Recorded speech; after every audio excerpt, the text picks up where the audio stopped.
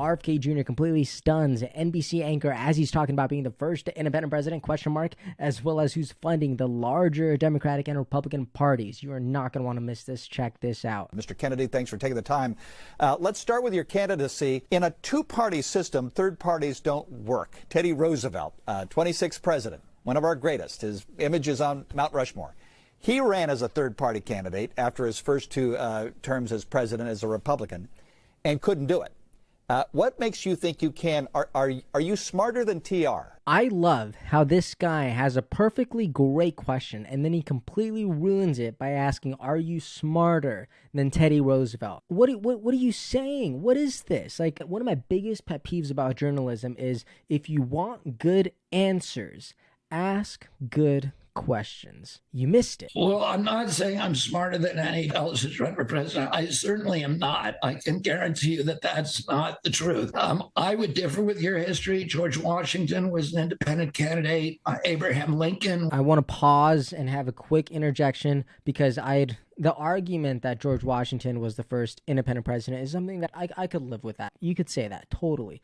But an independent candidate, not really. He ran unopposed. He was elected by the Electoral College, right? He didn't run against any. He wasn't a candidate.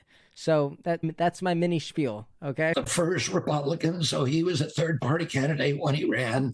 So it has been done before. And what I would say right now, it's not a matter of my intelligence or capability. It's really a matter of the times. There's 70% of Americans who say they do not want a contest between President Trump and President Biden. That's never happened before. These are the two oldest presidents who've ever run. They're the two least popular presidents in the history of our country. Both of them, at this point in time, would win a prize if the other one wasn't in the race for the most unpopular person who's ever run for president of the United States for me.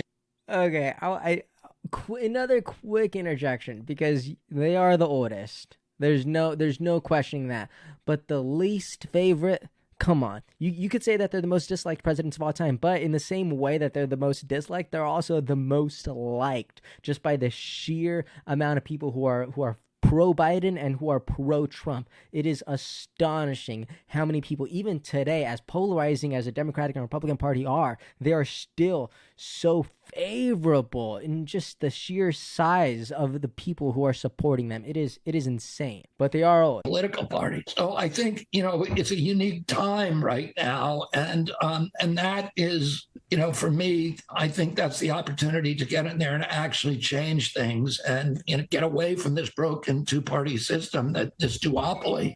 To call it a broken system and a duopoly, I think is just so profoundly true. Growing up, long before I was ever into this stuff, I only thought there were Republicans and Democrats. I had no idea that other parties existed because the media was so congested and polarizing and so good at only sharing one side of the coin. It is ridiculous. So for RFK to just be this leader in this movement and promoting independency, I just think is really fascinating and honestly so necessary. That two-party that we have now, they're all paid for by the same people, by BlackRock, State Street, Vanguard, the military-industrial complex, the big pharmaceutical companies.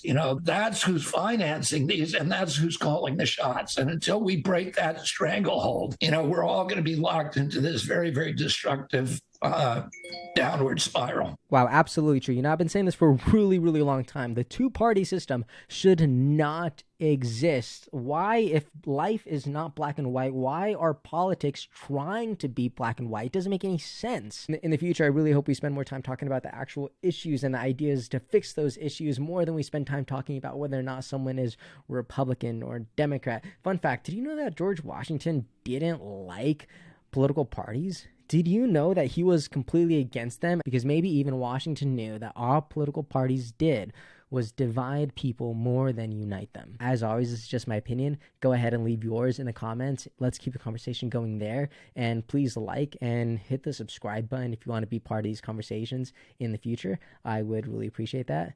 And I'll see you there.